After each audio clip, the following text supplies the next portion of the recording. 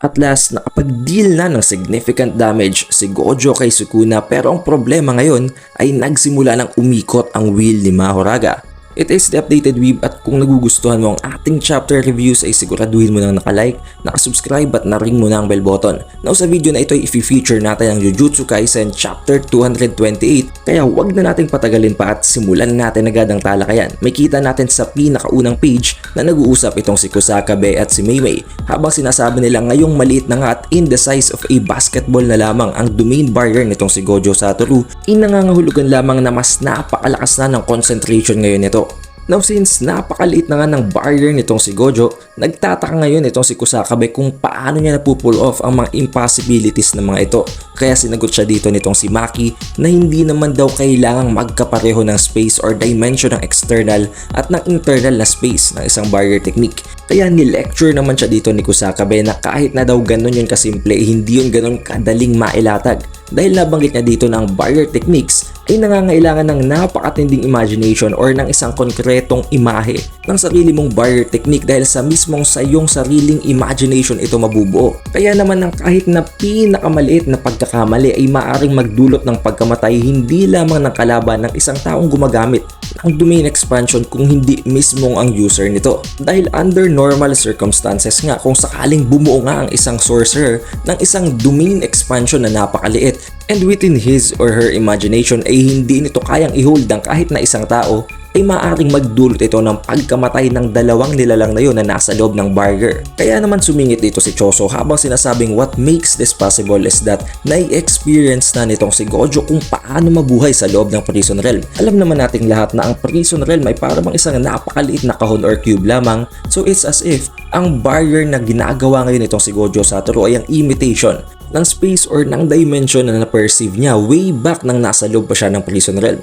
And it's as if pinaparanas niya ngayon kay Sukuna ang pinagdaanan niya or ang kanyang experience sa loob ng dimension ng prison realm. Pinagdag pa dito ni Kusakabe napakaraming mga factors na kailangang i-blend para makapaglatag perfectly ng isang domain expansion.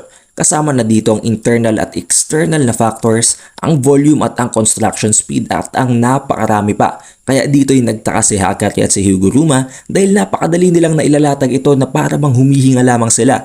Kaya in-explain naman sa kanila nitong si Kusakabe na ang kanilang domain expansions or ang kanilang barrier techniques ay fundamentals or default na nakasama ng kanilang curse technique, kaya hindi na nila kailangan gawin at pagdaanan ng mga yon. Meaning there are different types of domain expansions. Merong domain expansion na naka-embed na sa iyong curse technique at merong domain expansions na kailangan mo talagang buuhin unti-unti para mailatag mo ito perfectly. Tulad na lamang ng domain expansions nitong si Sukuna at ng domain expansion ni Gojo Satoru. But the downside to it is that ang mga domain expansion na nakapaloob na sa curse technique ng isang sorcerer ay hindi na nababago pa. It's as if ito ay talagang nakafix na at hindi mo na pwedeng bagu-baguhin pa ang mga conditions and rules sa loob nito. Unlike ng domain expansions na talagang mano-manong inilalatag at bineblend pa with enough skills and mastery, pwede mo talagang i-modify ang mga factors, ang mga conditions at ang mga rules sa barrier na to. Tulad na lamang ng ginagawang palitan ng pagalingan at pautakan ng paggamit ng domain expansion sa labang ito ni Gojo at ni Sukuna. Kaya naisip dito nitong si Meimei at ni Kusakabe na talagang ginawa lamang ni Gojo ang pagpapalawak ng kanyang domain expansion para masakop nito ang buong range ng Malevolent Shrine, para hindi na nga nito masira ang external ng kanyang barrier at para malamon ito ng kanyang Infinite Void bago pa ito mag-shrink. But then hindi nagtagal at nagsimula na ding maging unstable ang barrier ng kanyang Infinite Void at nagsimula na itong mag-tremble. Within no time ay nagkaroon na ng napakaraming slashes sa loob ng barrier at maging sa outside ng barrier nitong si Gojo Satoru. This only means na pinaliit at pinashrink din ni Sukuna ang barrier range niya para makaipon din ng enough na concentration ng power para maging sapat ito para sirain ang mas pinalakas din na Infinite Void nitong si Gojo Satoru. Meaning talagang pag pinaliit or pag pinashrink ang domain expansion mas nagiging mas mataas ang quality nito. And then there you go, it is a 3-0 na between the battle ng Infinite Void at Malevolent Shrine. Once again, nasira na naman ang domain expansion ni Sukuna na Malevolent Shrine ang Infinite Void nitong si Gojo. Or that's what they think. Pero habang nanunood ang mga allied sorcerers sa live stream ng laban na ito, bigla na lamang silang nagulat nang mapansin nilang unti-unti na ding nagka-crumble at nagka-tear down ang Malevolent Shrine Temple nitong si Sukuna. And then here you go, we can see A very hard panel itong si Sukuna wherein we can see na nakapag-take siya ng significant na damage mula dito kay Gojo Satoru. We don't know kung nanggaling ba ito sa isang physical attack ni Gojo or pwedeng dahil ito sa ginawa niyang domain expansion. Pero one thing's for sure, ininda ito nitong si Sukuna at kitang-kita nating naglalabasan ng dugo mula sa kanyang bibig. Nang dahil dito ay nabuhayan at mas na-hype pa ang mga allied sorcerers habang nanonood sila dahil ito nga naman ang pinakaunang beses na nanalo si Gojo Satoru sa laban nila ng domain expansions. Or should we say nagkaroon ng deadlock dahil nasira din naman ang Infinite Void, pero it's the very first time na makita nilang mawasak ni Gojo ang Malevolent Shrine. What happened here is that habang sinisira na naman ni Sukuna ang domain expansion na Infinite Void nitong si Gojo Satoru, sinamantala naman nitong si Gojo ang pagkakataon na yon para makapag-deal ng napakatinding damage kay Sukuna na naging dahilan naman kung bakit hindi kinaya ni Sukuna na i-maintain ang kanyang Malevolent Shrine. Dahil dito ay naghahanap ng parabang statistics itong si Kusakabe ng napakaraming impormasyon para makapag-create sila ng panibagong plano. Inaalam niya dito kung gaano katagal ang kinailangang oras bago masira nitong si Sukuna ang domain expansion ni Gojo na sinagot naman ni Meimei na umabot ito ng 3 minutes and 9 seconds. Exactly 3 minutes. Kung ang sisimula ng pagbibilang ay ang mismong pag-shrink ng domain expansion ni Gojo at 9 seconds naman ang kinailangang oras bago ito mag-shrink mula nang mailatag ito ni Gojo. Nabanggit naman ni Higuruman na ngayong wasak na pareho ang kanilang domain expansion, pareho na silang hindi makakagamit ng kanilang curse techniques. Kaya sinabi naman ni Maki na hindi daw yung totoo dahil nakita naman nga natin sa previous chapters na nagawang ibalik nitong si Gojo Satoru ang kanyang curse techniques kahit na hindi pa to tapos mag-cooldown gamit ng kanyang reversed curse technique. Pero sinabi naman dito nitong si Angel na ngayong nakita na ni Sukuna gawin nyo ni Gojo, hindi malabong kayang gawin na din nyo ng King of Curses. Nagtaka ang lahat kung bakit nabanggit yun ni Angel, pero the only explanation here is that it's as if kayang kopyahin ni Sukuna ang mga curse technique na nakikita niya with ease. We don't know kung isa yon sa kanyang mga abilidad or pure observation lamang, pero nabanggit dito nitong si Angel na nakita pa lamang nitong si Sukuna na one time gamitin nitong si Kenjaku ang kanyang curse technique para i-turn or split ang soul nitong si Sukuna into 20 fragments dahil nga naging 20 fingers itong si Sukuna, naagawa yung gamitin ni Sukuna para naman i-transfer ang mga fingers na yon papunta kay Megumi. So meaning kayang-kaya talagang gayahin ni Sukuna ang mga curse techniques kapag nakita niya ito, which is a very huge problem na naman kung totoo nga yun.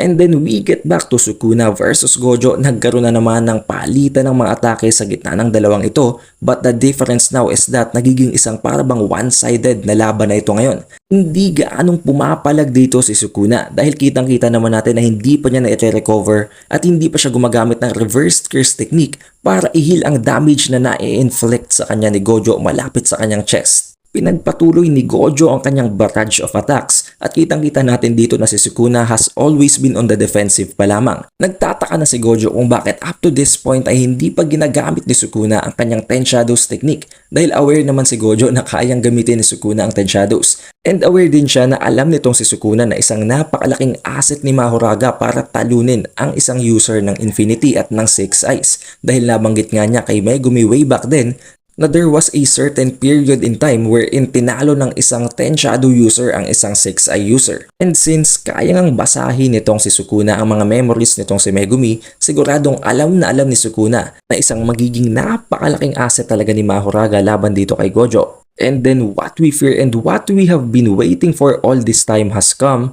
Nagsimula ng umikot ang wheel ni Mahoraga. And for the last panel, we get to see na nagsimula ng sumama ang pakiramdam ni Gojo Satoru. Nakaramdam na siya ng dizziness or pagkahilo at nagsimula na ding tumulo ang dugo mula sa kanyang ilong. Honestly, wala din akong idea kung ano ang dahilan kung bakit nakaramdam ng ganitong feeling itong si Gojo Satoru dahil alam lang naman nating lahat na ang skill nitong si Mahoraga ay ang mag-adapt at hindi ang mag-inflict ng damage kapag ito ay nasa wheel pa lamang.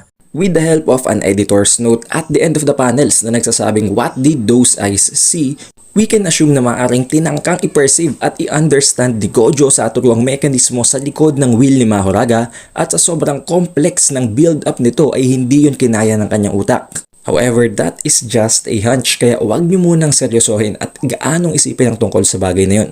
One of my theories is that maaring may kinalaman ito sa kung ano mang binigay ni Yorozu dito kay Sukuna. Maaring ito ay poison or kahit na anong isang bagay na pwedeng mag-inflict ng passive damage sa kalaban. And dahil nga sa pag-ikot ng wheel na ito, alam naman natin na iisa lang ang dahilan at iisa lang ang meaning nito. Once na umikot ang wheel ni Mahoraga, it means nakapag-adapt na siya sa isa sa mga atake or sa mismong curse technique nitong si Gojo Satoru. Now hindi natin alam kung ang mismong curse technique ba ni Gojo ng Infinity or ang isa lamang sa kanyang mga atake ang napag-adapta ni Mahoraga. Pero one thing's for sure, things are not looking good for Gojo Satoru. Although masasabi natin na yes, it is confirmed na talaga na si Gojo Satoru ang strongest dahil nagawa niyang piliting mag-resort itong si Sukuna na ang King of Curses nga sa paggamit ng Ten Shadows technique or maaring ng technique pa nga ni Yorozu. Yes, I know na iintindihan ko ang mga Sukuna fans na talagang kasama na sa arsenal nitong si Sukuna ang Ten Shadows technique.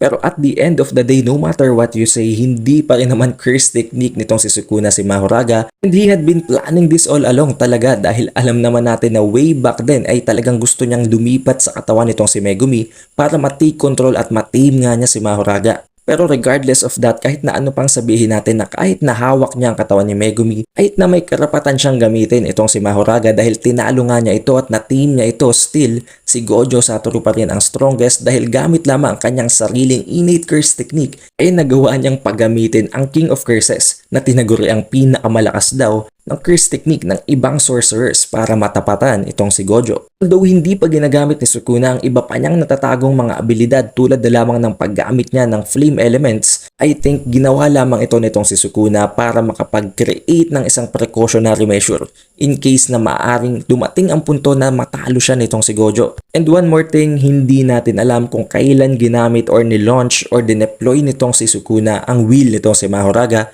dahil from the start hindi naman talaga na-feature ang wheel na to. I think inilagay niya ang wheel na ito sa loob ng shadow or ng pocket dimension ng shadows technique para hindi ito makita ni Gojo, and right from the start ay nag-a-adapt na talaga ito kay Gojo Satoru. Kaya talagang hindi maganda ang mga kinalalabasan ng mga pangyayari para kay Gojo, and maaring in the next chapter nga ay magsimula ng maisamon si Mahoraga. But what do you guys think? Ilagay nyo lamang ang lahat ng ideas, theories, analysis at iba pang mga bagay na napansin nyo sa chapter na ito sa comment section below para mapag-usapan natin yan. With all of that being said, yun lamang ang lahat para sa ating chapter review ng Jujutsu Kaisen chapter 228. It is the Updated Weeb and I'll see you on the next one.